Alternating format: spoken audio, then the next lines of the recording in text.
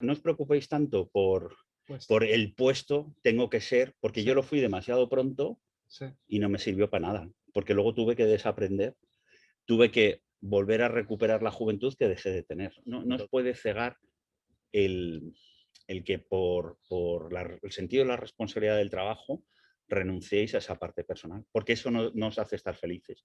Y entonces no puedes rendir profesionalmente. O sea, es un equilibrio que yo no digo que tengáis que estar con un reloj mirando el sí. tiempo en una cosa u otra, pero te tienes que sentir pleno en los Ya. dos temas, ¿no? El único sentido que tiene la vida es que te recuerden aquellos a los que cambiaste la suya. Ese es el éxito y ese es el sentido de la vida. Mm. Que la gente que tú le has podido cambiar un poco, el día que no estés, se acuerde.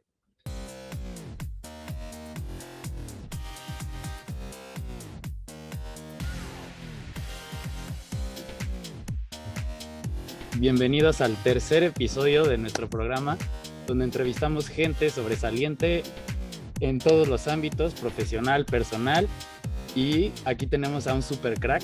Alberto, porfa, cuéntales a quién tenemos. Bueno, el crack de hoy es un experto en storytelling y por ello ha sido director de comunicación en grandes empresas como son BBVA, Ferrovial, Deloitte, Llorente y Cuenca y actualmente de Ernst Young, participando en proyectos de primer nivel, como puede ser con El Rey, con Kobe Bryant, con Iker Casillas, con Enrique Iglesias. O sea, eso en lo profesional, pero es que además en lo personal ha creado un cuento del que ha vendido 5.000 copias para pagar la cirugía de 20 niños en orfanato.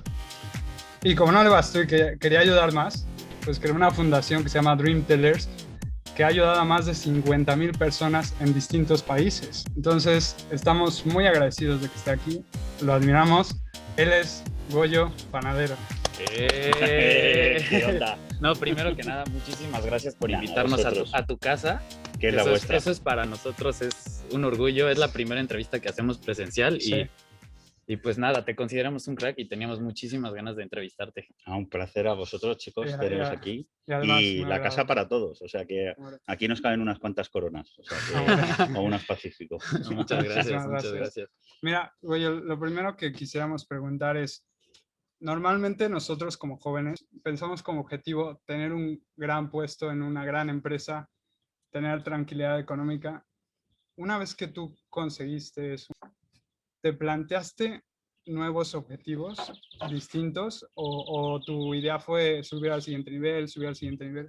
Yo tuve la mala suerte de llegar demasiado pronto a los puestos. Y todo eso que mucha gente lo ve como un tema de éxito, Sí. fue al revés, Alberto. Porque yo me hice muy viejo siendo muy joven.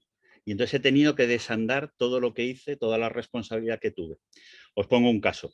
Yo he tenido unos equipos maravillosos de los que he aprendido muchísimo. Muchos de ellos son de Navarra. En Navarra es probablemente la fiesta mejor del mundo, que son los Sanfermines. Ujú. Durante 20 años ellos iban todos los días, o sea, todos los años. Yo no podía ir porque, como era un tío muy importante, tenía esos puestos que tú dices, yo no podía faltar una semana. Cuando me retiré del mundo corporativo, ya no he fallado ni un solo año, excepto por el dichoso COVID. Y lo que me hace más gracia es que con 52 años yo sigo saliendo allí con esta tripa corriendo los toros. Entonces, yo el único consejo que os doy es, no os marquéis ningún objetivo de un puesto.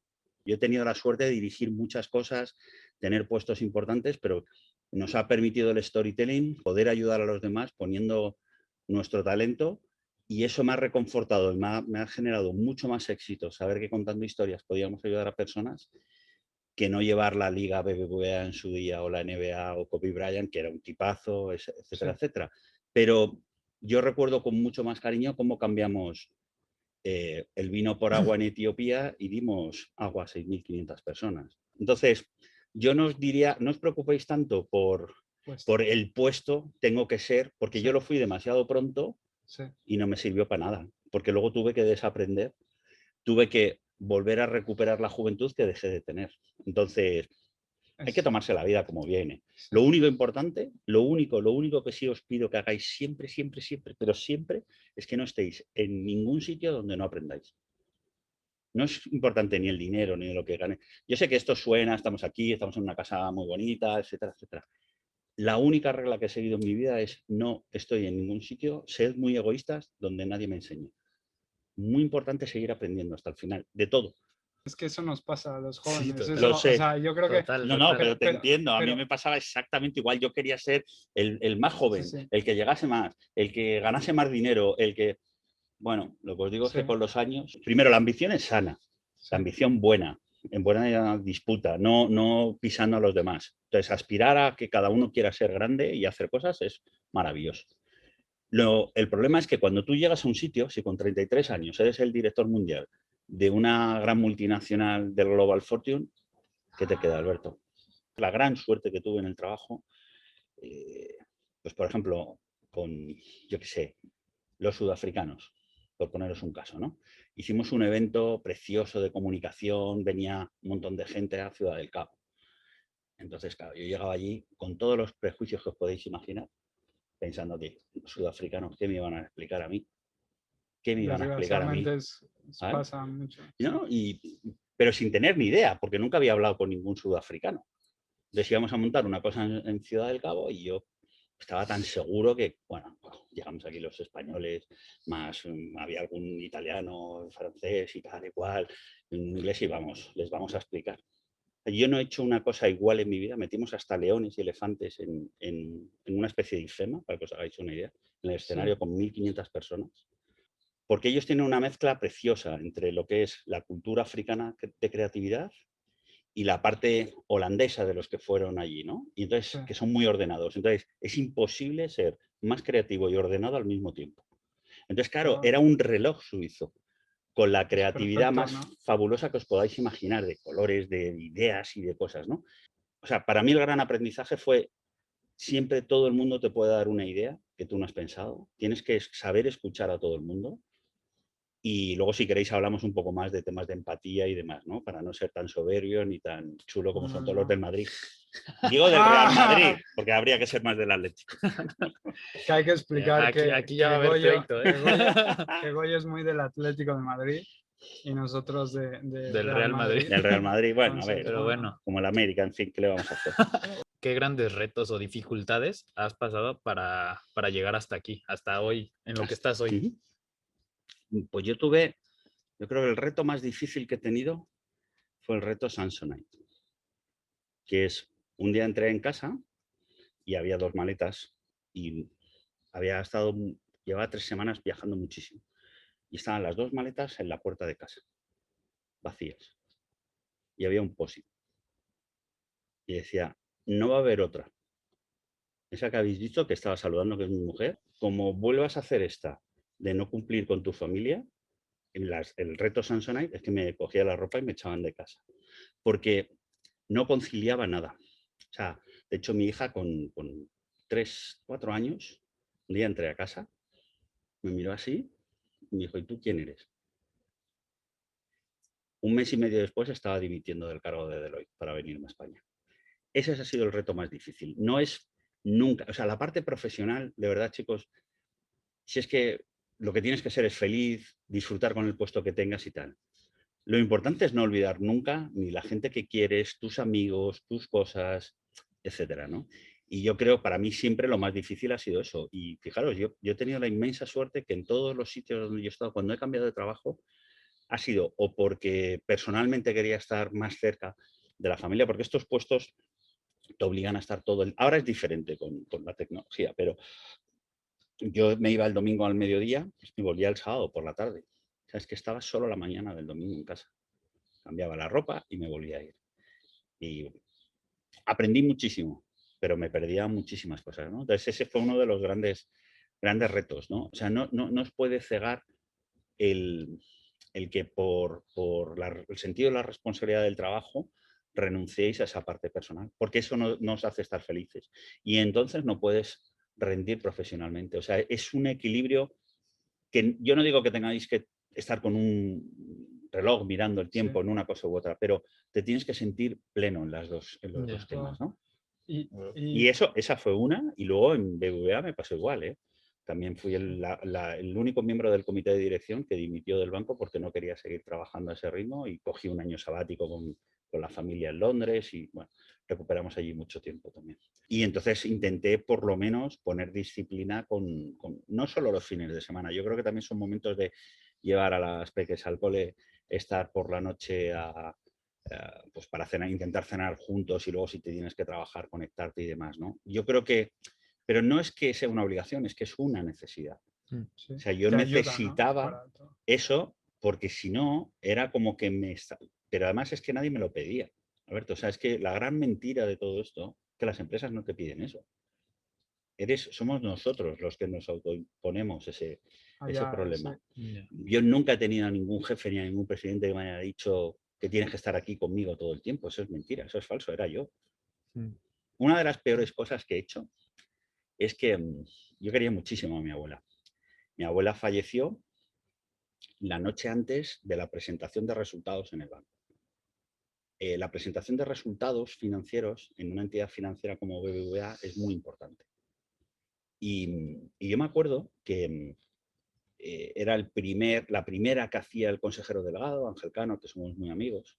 Él me decía, pero no seas cabezón, porque además ella falleció como a las 11 de la noche. Nosotros esa noche prácticamente trabajamos toda la noche preparando, porque venían muchísimos medios, analistas financieros, etc. Y yo estaba muy, muy fastidiado porque además ella de jovencito, yo viví tiempo en su casa, o sea, era casi como una segunda madre. Y claro, Ángel me decía, no te preocupes que yo mañana me apaño con esto y tu segundo del equipo está, ¿no? Y era toda la noche yo tuve un dilema, si tenía que ir a incinerar a mi abuela con mi familia o, porque era la misma hora, o la rueda de prensa con 300 periodistas. Todo el mundo decía, no pasa nada, si ella te quiere, no tienes que ir, Y a mí me pudo la responsabilidad. Y estuve ahí al pie del cañón, había fallecido, luego yo fui aparte a ponerle unas flores y demás. Y eso no me lo voy a perdonar en la vida.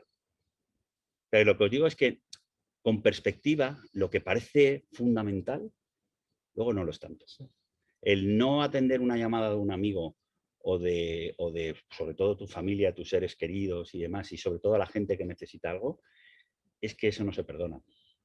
El que tú hagas una tontería y una cagada en un tema profesional, todo se arregla. Pero lo otro no se arregla. Entonces, cuando mucha gente me dice, no, es que tú has sido... Pues no, eso lo hice fatal, fatal. Y yo no me lo perdono, ¿eh? Mucha gente me intenta consolar y me dice, yo no me lo perdono, porque ella jamás puso nada por delante que su nieto. Ya me lo hice como el culo.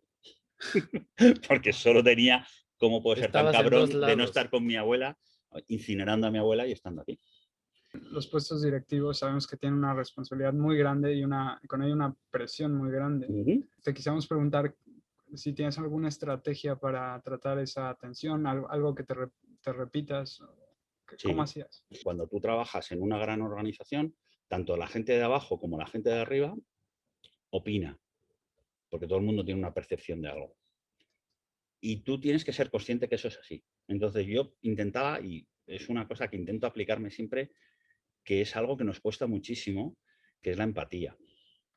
¿Vale? Y es muy importante porque tú te vas a encontrar en el equipo un presidente que da una imagen fuera maravillosa, pero también tiene sus miedos y tiene su presión. Y tú tienes que ser empático e intentar ponerse en sus zapatos. Pero también lo tienes que hacer con tu último becario, que acaba de entrar, que tiene 22 años, que quiere...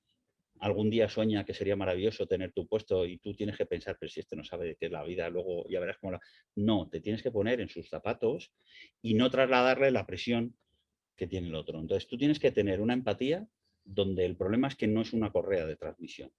No lo que me pasa de un sitio se lo pasa al otro, sino yo lo tengo que mantener, tranquilizar y bajar. Y si no estás preparado para eso, pues como en el fútbol, chico, árbitro, cambio y entra otro. Tienes que ser capaz de ser empático siempre ponerte los zapatos de los demás. Pero hay que practicarlo. Hay que practicar mucho. Porque dices, yo no soy así, pues no eres así, pero tienes que serlo. Claro. La empatía, yo estoy contigo que se coge. Si empiezas a ayudar a los demás, te das cuenta que es que tú recibes más de lo que das. ¿Vale? Y yo creo que la empatía es algo muy, muy, muy, muy importante. Cuando hay un problema muy grande, y tú eres el último directivo, estás solo. Y te lo comes tú solo. Pero ese problema que te estás comiendo no lo puedes repartir abajo. Y Tienes si que no asumir. estás, te lo tienes que comer tú. Y porque esa es tu parte. Entonces, si no, hay trabajos maravillosos, técnicos, fantásticos. Lo que te decía, yo adoro a mi frutero, a Javier. Me lo paso bomba, me parece un tío admirable. Tengo mi profesora de restauración, que fue una de las mejores restauradoras de la Biblioteca Nacional, que aprendo con ella, me enseña a restaurar libros y hacer cosas y me lo paso, no os imagináis cómo. Y es una artesana y yo admiro muchísimo su trabajo. Pero yo en mi trabajo me tengo que comer esa presión. Y si no, árbitro, No, pues. cambio, Claro. y que entre otros. Algo también que he notado es que hay gente que después de haber sido director y presidente o lo que sea, se dedican a su fundación. Uh-huh. ¿Te das cuenta que realmente lo que más te llena es ayudar? Mira, Cuando... hay una teoría, sobre todo muy, muy estadounidense, del give back, de, bueno, como he conseguido todo esto, ahora se lo tengo que devolver a la sociedad. Yo no creo en eso. No. No. Yo creo que hay que dar todos los días. No cuando han pasado mucho tiempo y tienes el dinero para luego hacerlo. No esperarte. No, no, porque das todos los días. Y vosotros podéis dar desde ayudar a gente que está sola en casa, como estáis haciendo aquí, intentando contar historias, que conmigo la habéis cagado porque habéis puesto al peor. Pero viendo la anterior, y las cosas que tenéis, eso es una labor para compartir con los demás. Yo no creo en la gente que, ahora que soy inmensamente rico, ahora que he conseguido todo esto, se lo tengo que devolver a la sociedad. No, es que lo tienes que hacer al mismo tiempo. Es muy importante en esto. Cuando tú haces una cosa por los demás, no puedes estar esperando que eso te va a revertir. Y tienes que ser muy egoísta. Te tiene que producir placer. Si no te gusta ayudar a los demás, porque además te genera endorfinas, no lo hagas. Os pongo un caso muy divertido. Nosotros hicimos, dentro de la fundación, nos juntamos unos cuantos locos que lo que nos gustaba era ayudar a los demás y el vino. Y entonces cogimos a una de las mejores bodegas que hay en España, una familia maravillosa, que son los Muga, de La Rioja. Y os digo cómo funcionó. En el vino lo que pasó fue que, os cuento cómo fue la historia, o sea, porque hay veces que parece que esto es algo, un superdirector de comunicación se va a montar una estrategia. Los Muga, que son unos cracks. Con un vino en mano. Y ya está. Uno no, el problema no fue Bueno, uno. El problema no fue uno. Entonces fuimos a la bodega, empezó la familia, que es una familia, ya os digo, maravillosa, artesana, cuida las vides, la gente mayor que está allí. Y entonces empezamos a comer lo que en La Rioja se llaman pochas, que son unas judías maravillosas. Y claro, o sea, bueno, aparte que tienen unos vinos, que es una cosa fuera de lo común, nos sentamos a las 3 y a las 9 de la noche no nos habíamos levantado todavía de la mesa. Seguían ahí, los vinos. No, los vinos ya no seguían, ese es el problema. Entonces, en ese momento joder, nos tiene que salir algo, que hagamos, que, bueno, este sentimiento, ¿no?, de trascender y hacer cosas, me fueron a poner otra copa más y dije, yo no puedo seguir bebiendo más. Esto cámbiamelo por agua. Y entonces ahí hicimos clic y si cambiamos el vino por agua, haciendo la gracia.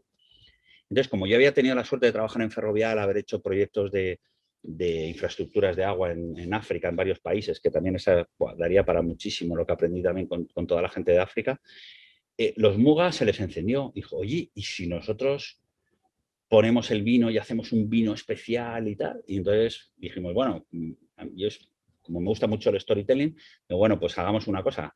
Creamos los 300 espartanos que quieran comprar el vino, creamos el club de los 300 y allí todos, no puedo decirlo a cámara, pero demasiado contentos, decidimos que montábamos el club. A la semana siguiente teníamos 300 personas dispuestas a poner el dinero para que los Muga donasen todo el vino. Ellos tenían que venirse al proyecto social. Entonces decidimos ir a Etiopía porque yo además conocía gente allí, con ANREF, una fundación de médicos africanos que lo que hacían era intentar dar agua salubre a la gente, y nos fuimos con los Muga para allá y cambiamos 1.800 botellas de vino por dar agua en infraestructuras seguras a 6.500 personas el resto de sus días. Bueno. De hecho, decíamos, fijaros, para que veáis un poco cómo jugamos, que por cada botella del Club de los 300 que nos tomábamos de Muga, 3 personas tendrían agua el resto de sus días. Entonces había que tomarse el vino con alegría y contándolo.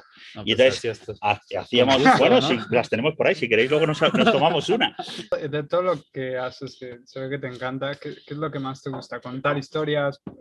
¿Ayudar a, no sé, qué es lo que más Mira, disfrutas de todo? cada uno tiene que buscar su propósito, ¿no? Yo me certifiqué, por llamarlo de alguna manera, creo que se dice así, en coaching internacional, ¿no? Y yo soy malísimo, porque no lo puedo hacer, no puedo hacer coaching.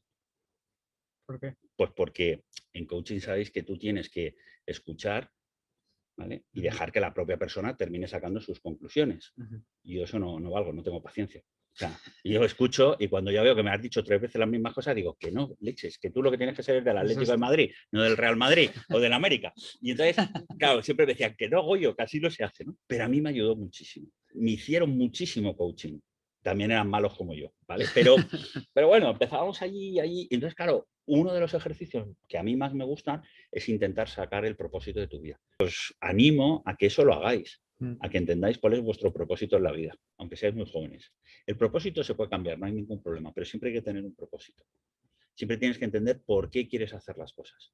Y cuando uno tiene claro el ikigai que dicen los japoneses, el por qué estoy en este planeta, entonces la vida es mucho más fácil porque relativizas todo. Entonces, lo que os digo es que no tengáis miedo a hacer el ejercicio de entender por qué estoy aquí, para qué estoy aquí, y si dentro, y todo, nada es inamovible. A lo mejor dentro de 10 años queréis hacer otro tipo de cosas, ¿no? Yo estuve 6 meses hasta que me salió. Y yo lo tengo. Entonces, yo decidí ser un narrador de historias para soñadores que quieren cambiar el mundo. Yo no quiero cambiar el mundo, quiero contar las historias de los soñadores que quieren cambiar el mundo. Eso es lo que me hace feliz. Llegar a eso hizo que montase Dream Tellers y luego la startup social que hicimos, que fue Impossible Tellers. Oye, y ya nos habías contado un poco más o menos lo que para ti es una persona exitosa, pero ¿cómo lo definirías? ¿Cómo te quedarías con algo concreto de lo que es ser una persona exitosa para ti? Yo tengo un muy buen amigo que el otro día le preguntaba, ¿cómo te gustaría que tu hijo te recuerde? Y él me decía, yo era aquel que hacía que se ponían contentos cuando yo entraba. Una persona de éxito es quien consigue que cuando entra en una sala todo el mundo se pone contento. Sí, Oye, sí, sí. tenemos anotada la pregunta, ¿cómo te gustaría ser recordado? Pero la acabas de decir. No, ya hay otra. Eso es lo que dijo mi amigo. Tú me habías dado la clave del éxito. No, esa me la dio mi madre.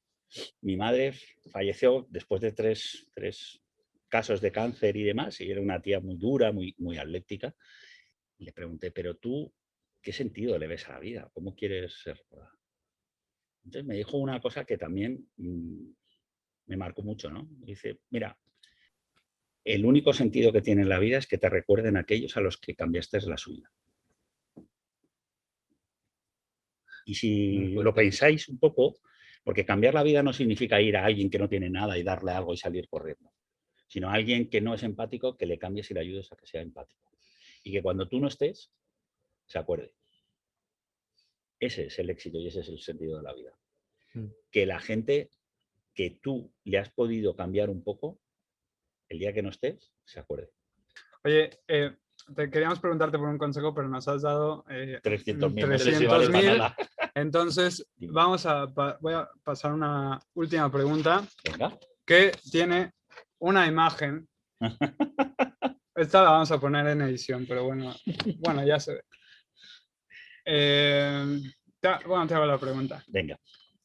Si pudieras viajar en el tiempo, ¿Sí? Y después de haber logrado lo que has logrado y haber hecho lo que has hecho, ¿le pudieras decir a este joven unas palabras? ¿Qué le dirías? Un mensaje, lo que quieras. Primero que te quedes con este tipín, que es una maravilla, y no con esta tripa, ¿vale? Pues fíjate, yo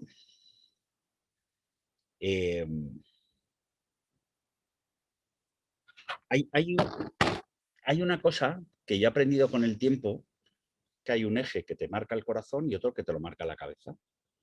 Entonces, el corazón parte lo primero por la pasión. Aquí tenía una pasión desbordada, como veo a vosotros dos. Maravilloso. El eje de la cabeza te dice, imaginaros que es como una cruz y tú te tienes que poner justo en el medio. En el equilibrio es donde consigues hacer eso. Entonces, abajo tenéis la pasión. A la derecha está la prudencia. y a la izquierda está la paciencia. ¿Vale? La prudencia y la paciencia te aplasta la pasión. Y entonces los que son muy temerosos y son muy prudentes nunca se arriesgan. ¿Vale? Los que son demasiado pacientes, bueno, ya lo intentaré, o son dejados, ya lo haré el año que viene. ¿Vale? Entonces, la única manera que tienes de que la pasión no se te hunda es que seas perseverante. Son las 4 P's en cruz. Este que me estáis poniendo aquí era un impaciente, era poco prudente, se tiraba a todas las piscinas, hacía todo lo que hiciese falta y demás y tal, ¿no? Con el tiempo lo que me ha hecho ha sido buscar más ese equilibrio, ¿no? Yo, fíjate, lo que le diría y os diría para que tengáis en la cabeza es acordaros siempre de eso. Solo por tener pasión las cosas no van a salir. Y cuando decidáis hacer cosas, nunca va a ser en los tiempos que vosotros penséis. Yo pensaba que tengo 52 años y sigo pensando que voy a hacer las cosas en 10 minutos y me llevan 3 horas. Y siempre hay que tener un punto de prudencia, ¿vale? Pero si tú mantienes eso, se te aplasta la pasión. Entonces, por eso, lo más importante es ser perseverante. Entonces, si yo quiero hacer esto, da igual, el éxito no es conseguirlo con 33. Si da igual, Carlos Soria tiene 84 y sigue haciendo 8.000.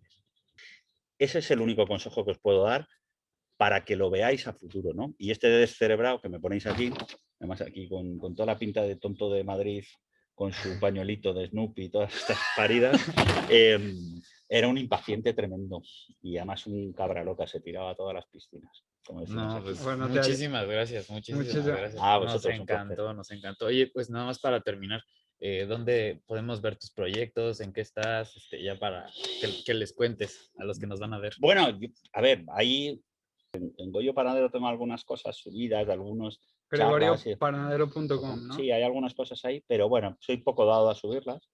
Lo único que mantengo es Instagram, pero lo que hay en Instagram son muy pequeñas historias. No las grandes historias, sino las historias más sencillas, más sencillas, para que veáis cómo me gusta vivir la vida sencilla, que es la parte más difícil. Ya te seguiremos. Entonces. Bueno, oye, un placer, chicos. Muchas gracias. Muchas gracias. Pues sigan a Goyo. No, sigan a estos dos. Sí, sigan a nosotros. Claro que sí, al canal, que es lo que hay que hacer. Muchas gracias. Adiós.